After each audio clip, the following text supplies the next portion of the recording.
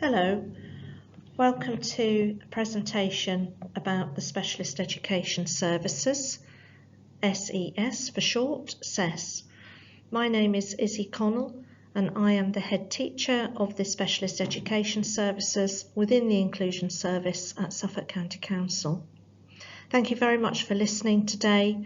We're going to talk you through the different service areas and the changes that have been made to the Specialist Education Services over the last few months, ready for the 1st of September 2021 to work with our schools, education settings to support children and young people with special educational needs aged 0 to 25.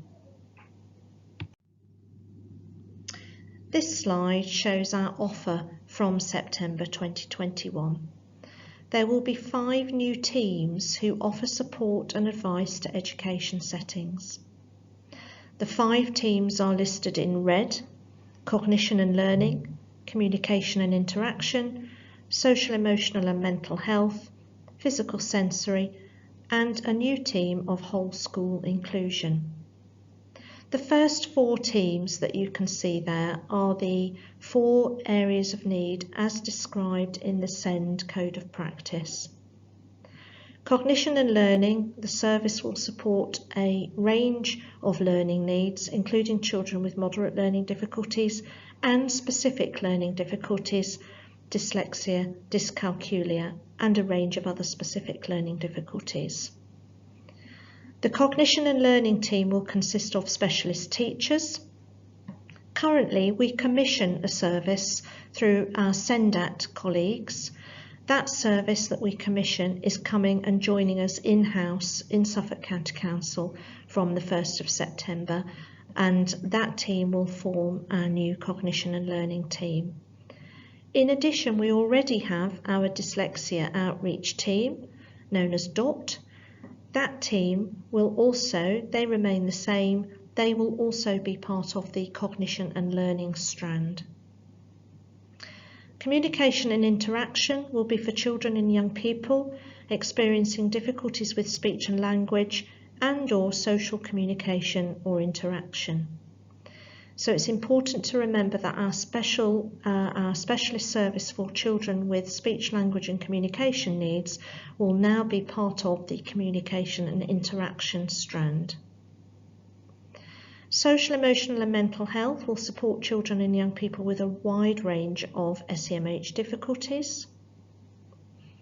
The physical sensory team will support children and young people with a clinically diagnosed sensory loss and/or physical or medical needs. With that team, it's really important to remember that this is children with a sensory loss. This is not children who have sensory processing difficulties or sensory integration difficulties. Those children would be seen as part of the communication and interaction team, but the physical sensory team is for those children who have been clinically diagnosed with a sensory loss, perhaps a hearing impairment, a visual impairment, or dual sensory loss. The whole school inclusion team is a brand new team, and we're really pleased to be able to offer this to schools and settings and to children and young people. This new team will support whole school practice around SEND and inclusion. There will be a team of specialist teachers who work to support staff in schools, SENCOs, teachers, teaching assistants and school leaders around SEND policy and putting SEND policy into practice. There will be an additional team of inclusion practitioners who work with children and young people directly, with staff in schools directly, and with families to support those vulnerable children for whom education is proving difficult at the time. So those will be children who need very bespoke support to engage in school, to participate in school and to make progress. They are the 5 teams from September who will form the Specialist Education Services. There is a highlighted sentence at the bottom which is really important. No formal diagnosis or EHCP, Education and Healthcare Plan, is needed to access any of those services. The education setting, however, must have the consent of the parent or the carer to make a referral, and they must discuss the referral with you. You need to be a very important part of the outcomes that are shared when our services become involved with children within the school.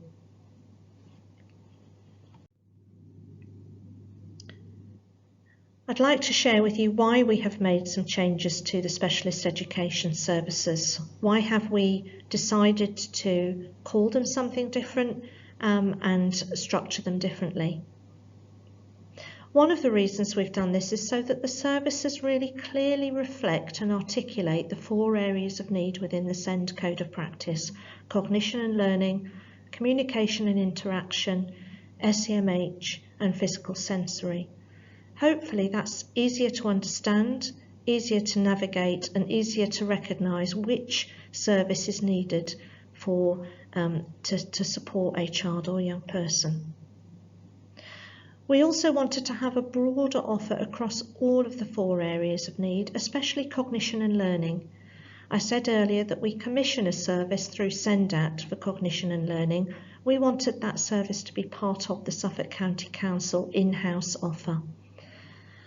So we also wanted to broaden the offer to children from 0 to 25. Some of our services do work with babies right up to the age of 25, but some of our services start at 4 and finish at 16. We are really keen to work with our colleagues in the early years team at Suffolk County Council to support the transition of children from their preschool setting into reception class in school. That's a big transition for a lot of children, and we would like to be part of their journey from day one as arriving in school in their reception class. Equally for post-16, we don't want there to be a cliff edge at the age of 16. We want to support the transition of the children and young people that we've worked with throughout Key Stages 3 and 4 into wherever their post-16 setting might be, and support our colleagues in post-16 settings to meet the needs of their learners with SEND. Therefore, the services will work with children and young people aged 0 to 25 in all education settings. And as I've said at the bottom, this is particularly important to support transition at the various transition points that a child or a young person experiences and moving into adulthood. Some more reasons why we've made some changes. We were very keen to have a team, the whole school inclusion team, to support whole school approaches to SEND. This is really important. We need specialist teachers who can provide support to individual children and young people, but equally, just as important, we need to enable and empower workforces in schools and settings to meet the needs of learners with SEND. Therefore, we wanted to have a team who work to support SENCOs and school leaders in whole school policy and practice around SEND. Equally, the inclusion practitioners, part of that new whole school inclusion team, will offer support where it's identified that more bespoke support is needed for a learner, working directly to support the triangle, which is the child or the young person, the family, and the school or the setting, to ensure joined up communication and a joined up and multi-agency approach to those children who are most vulnerable to non-engagement or non-participation in school. We're changing the way our referral system works from September. We want there to be a single point of access into our specialist education services.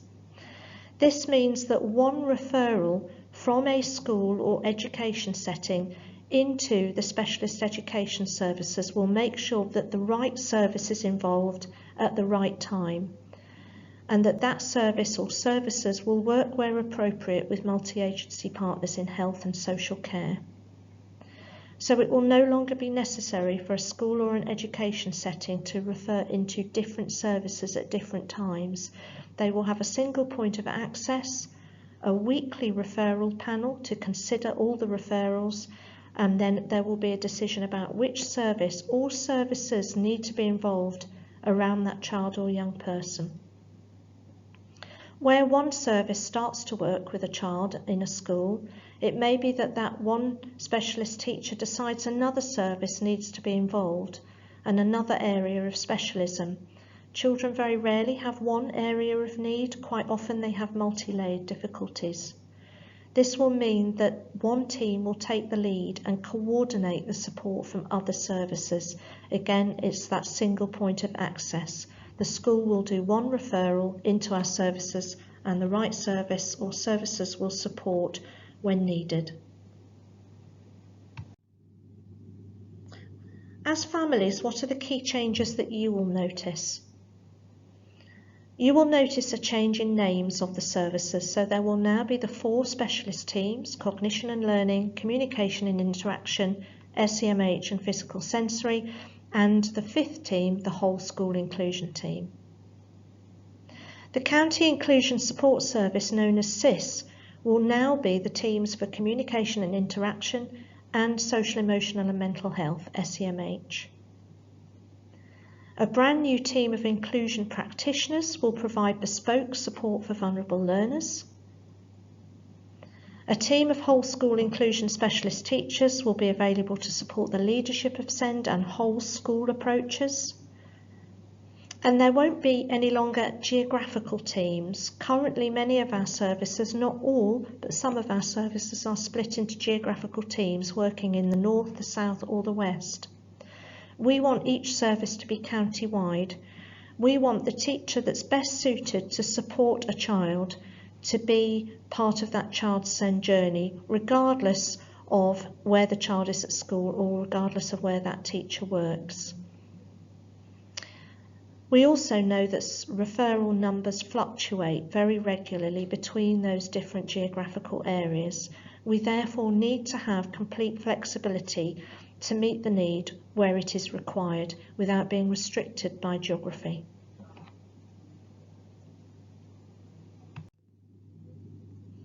Some other changes that you will notice. The SENDAT outreach team that I mentioned we currently commission through the SENDAT, which is a big academy trust, will become the new Suffolk County Council Cognition and Learning Service. Within that Cognition and Learning Service also sits our dyslexia outreach team for children with specific learning difficulties. The second bullet point on this team tells you that the dyslexia outreach team will now be called the Specific Learning Difficulties team. We've changed the name to reflect the language of the Code of Practice, but also to reflect the wider ranging expertise of the team and therefore the offer of their support. We're very fortunate in Suffolk to have a team of very skilled, highly qualified teachers who support children with dyslexia, but who can also support children with dyscalculia and other specific learning difficulties. The previously named Sensory and Communication Service will now be the Physical Sensory Service. This is the service for children with physical medical needs or children with that clinically diagnosed sensory loss, hearing impairment, visual impairment or dual sensory loss.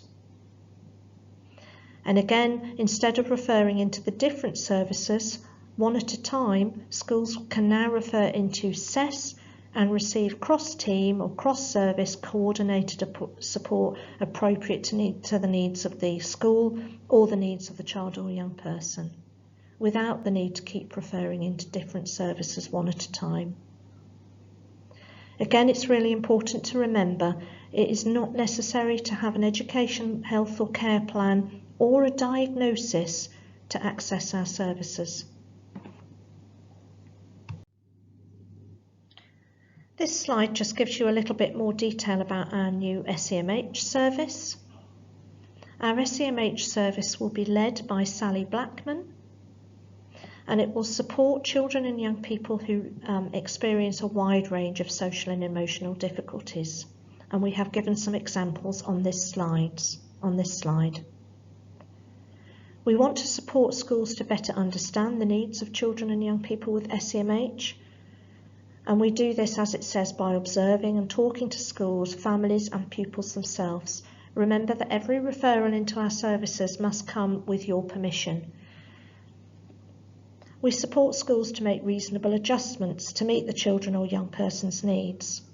We advise on strategies and intervention. We do encourage families to be involved in making and reviewing the inclusion plan that we set up with the school. And just a myth buster, we do accept referrals for children who are not attending school, but they must be on the roll of a school.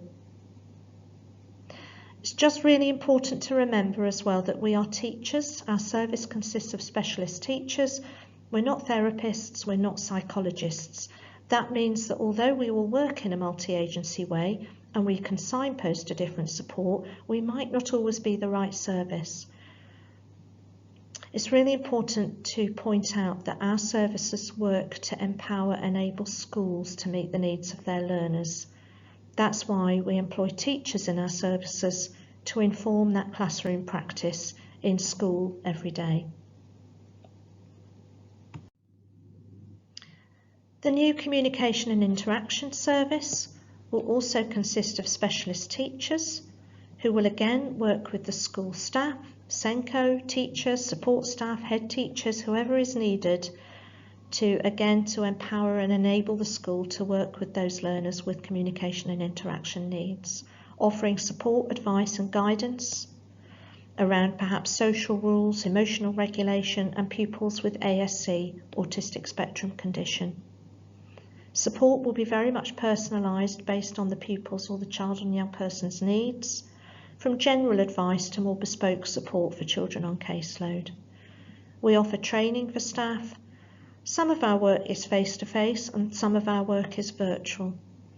Where we want to meet with school staff, for example, perhaps at the end of a school day, we found engagement virtually is very successful.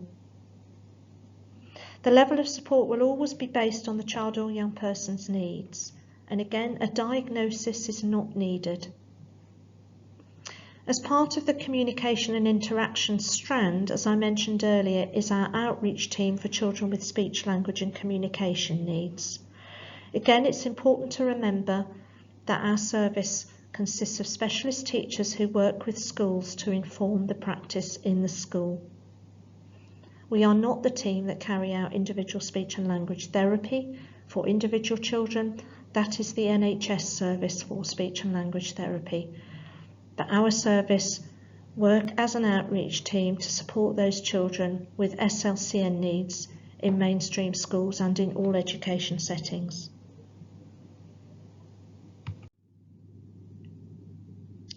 The Speech, Language and Communication Outreach Team has been in place since September 2020. It's quite a new team.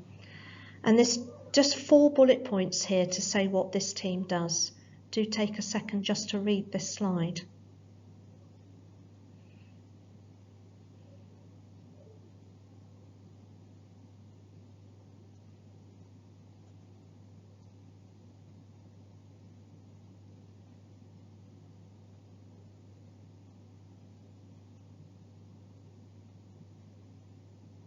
Again, do remember that if we are working with a child with speech, language and communication difficulties, and we recognise perhaps that another service from the Specialist Education Service could also offer some support, we will work together, coordinating and harmonising the support from across our services.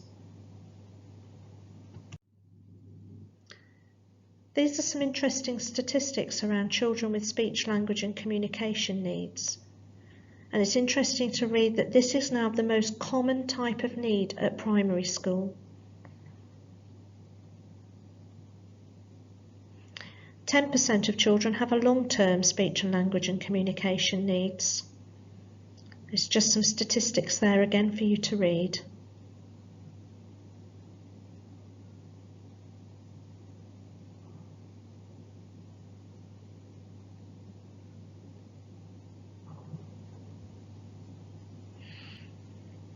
Because of these statistics, we are very pleased that we will continue to grow our SLCN outreach team, working with all settings.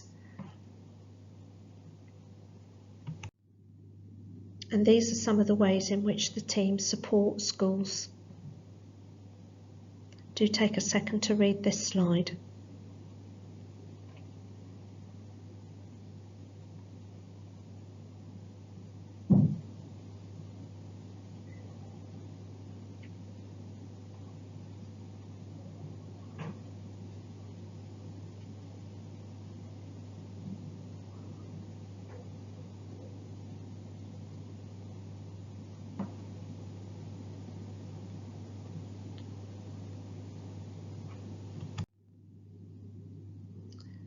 This is how our speech, language and communication needs outreach team can offer support to parents.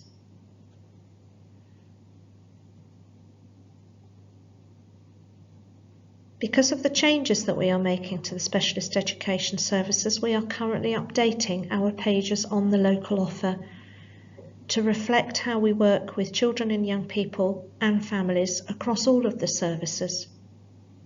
The top bullet point is really important. On the new local offer pages will be all of our contact details. We are very happy to speak to parents and to families at any point to offer our support. Please do note the training that is available from our speech, language and communication needs outreach team. We offer ELCLAN training for parents, we offer Makaton training, and we regularly do updates through coffee mornings or coffee evenings with our SENDIAS colleagues. From September, all of our services will continue to work very closely with our colleagues in SENDIAS to offer updates, information and how children can be supported at home with their learning. The head of service for the Speech, Language and Communication Needs team is Caroline Wells, and they are our 4 specialist teachers currently. I'm happy to say we also have a 5th teacher joining us very soon in this service. On this slide, which I hope you will revisit when you have some time, are some useful links to supporting children with speech, language and communication needs. Do have a look, there's lots of really good resources there, not just for schools but for families too.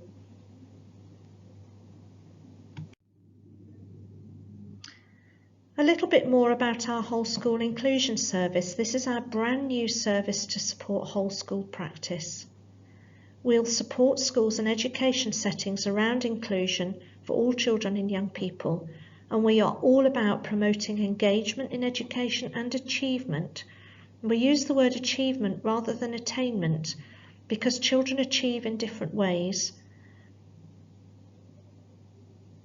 We want to support schools with their provision planning for children and young people with additional needs, including those children and young people with an EHCP, an Education, Health and Care Plan, an EHCP, but also those children without.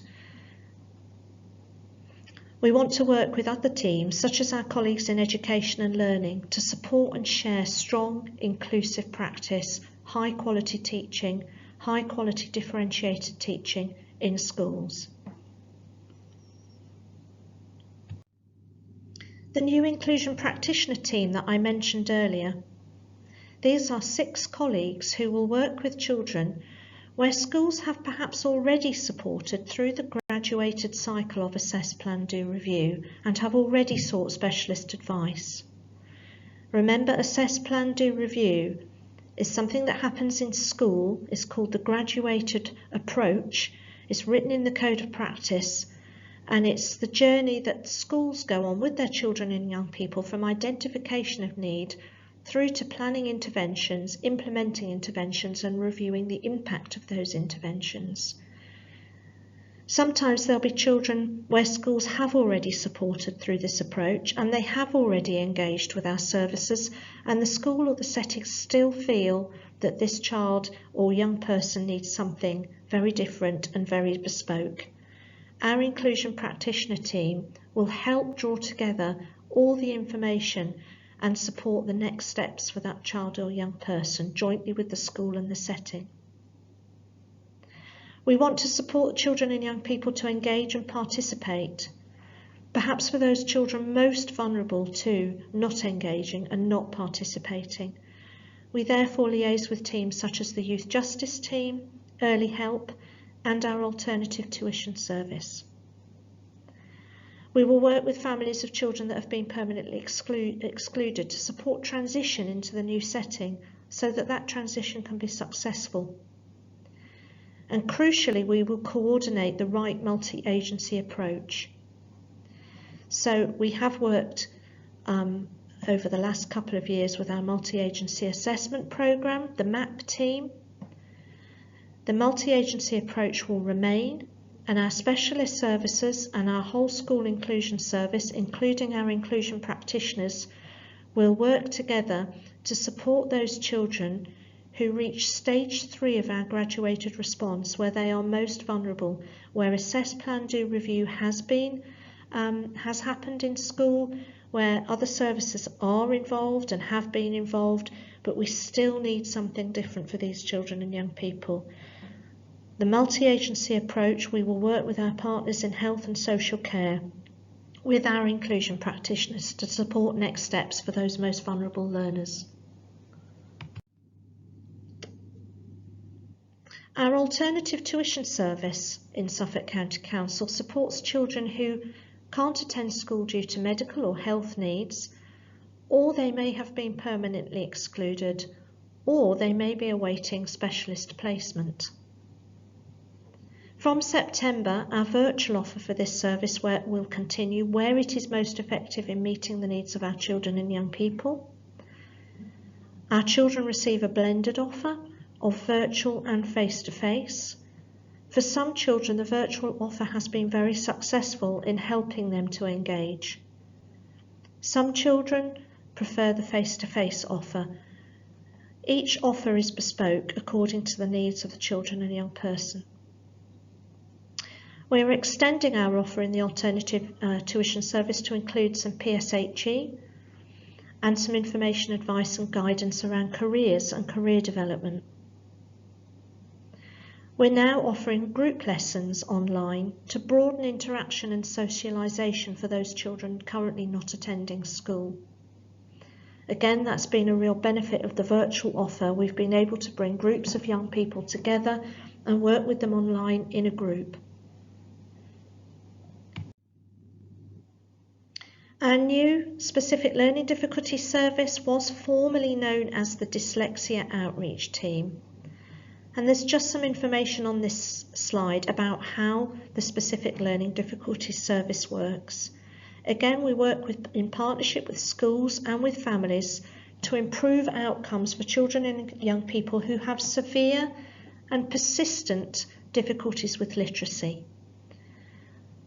We know there is a very definite link between children's ability to read and write and their future achievement and future development. We want to also support children and young people who have difficulties with numeracy, those who may have dyscalculia. Again, no diagnosis is needed of dyslexia or dyscalculia or any other specific learning difficulty to access this service. We continue to provide newsletters on the local offer on strategies for home learning, and there's a link there to where those can be found. We're excited to be able to offer workshops to families during the Dyslexia Awareness Week. This is a national awareness week which begins on the 4th of October 2021. Please do look out for our free workshops and come and join us.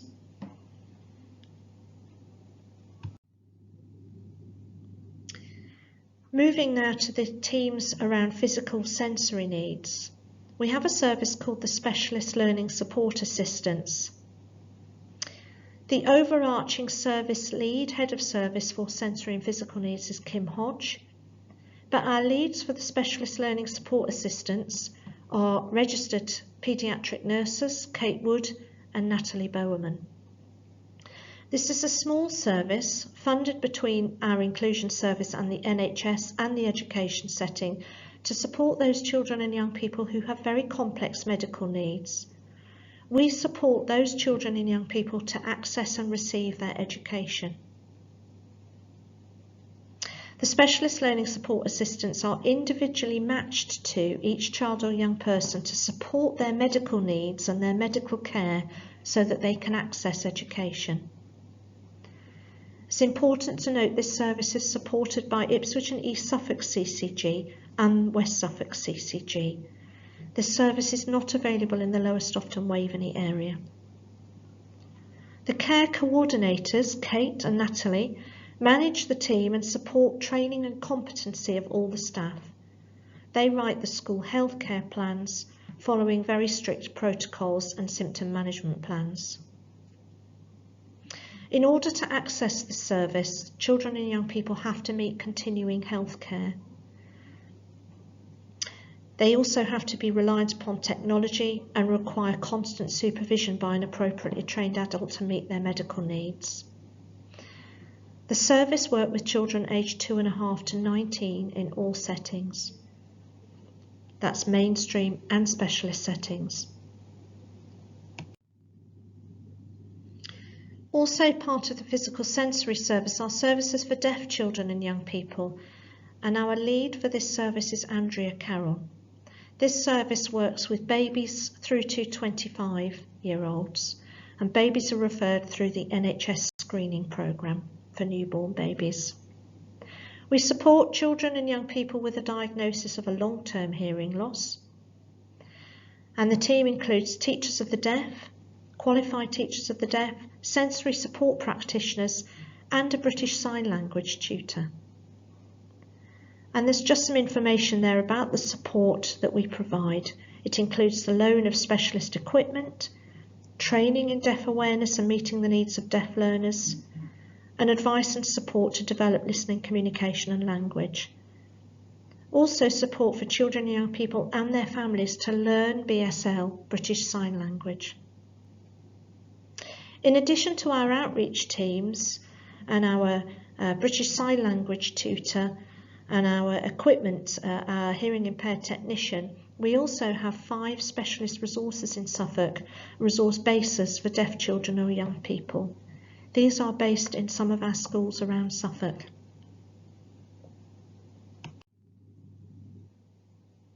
Services for children with visual impairment, and also services for children with dual sensory loss or multisensory loss.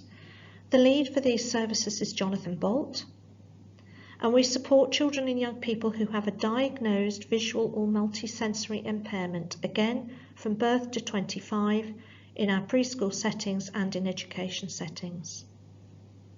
The specialist teachers provide assessment, advice on the curriculum and access to the curriculum through technology and the teaching of Braille.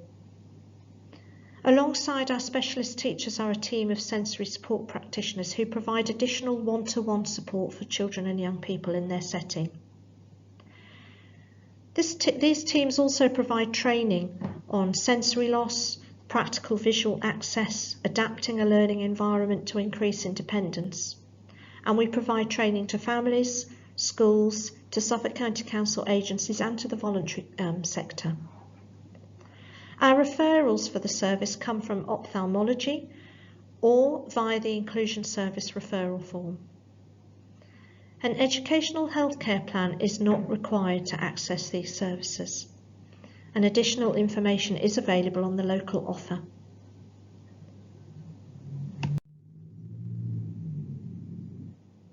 I'm going to finish with a slide with some frequently asked questions.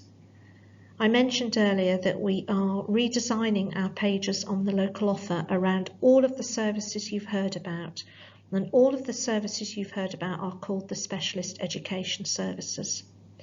We would like to have a link on our pages to some frequently asked questions from parents.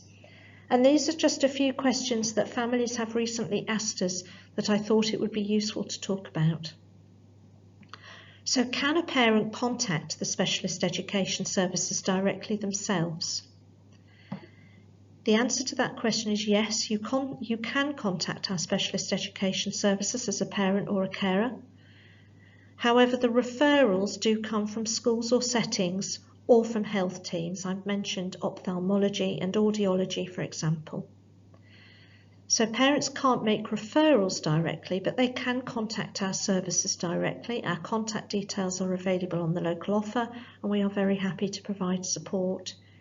Equally, I would wish to reiterate that any referral into our services requires your permission, and any inclusion plan or plan that our services have to work with your child, we very much encourage the family to be involved in sharing the aims and the outcomes of our service involvement.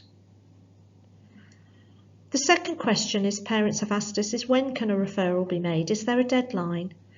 There are no deadlines for referrals. We have a rolling programme of referrals into all of our services. We have a weekly panel that will sit and look at referrals every week, but equally referrals that come in during the week are considered each week. There is no deadline set for schools, for the hospitals, for the health teams. We look at referrals every week, and again, the single point of access, the new referral system, means that one referral in from a school or education setting means that access can be given to all of the services suitable to the needs of the child or young person being referred. If a referral is accepted, this is the third question, when would support from our service start? The service starts to work with a child or young person or a school very quickly. The school is given a response within a working week of whether the referral has been accepted or not, and then the service will start support very quickly. Sometimes referrals aren't accepted if they don't meet the criteria for the service, but on each of those occasions, the school or the education setting that made the referral will receive a phone call or a Teams call with one of our specialist teachers to signpost to the support that they do need and to offer some advice and guidance. Can the services offer support and advice to families? Yes, we can, and we do that in different ways. Our contact details are available on the local offer. We encourage, as I've said, families and parents and carers to be involved in the inclusion plans and the review of how our service is working with a child or young person in the setting. And we do regular updates with our colleagues in SES to provide information and advice to families that way. Those are virtual events through Teams. SES hosts those events, and we welcome all families joining us. Do these services only work with schools in Suffolk? Yes, we do work with schools and education settings in Suffolk.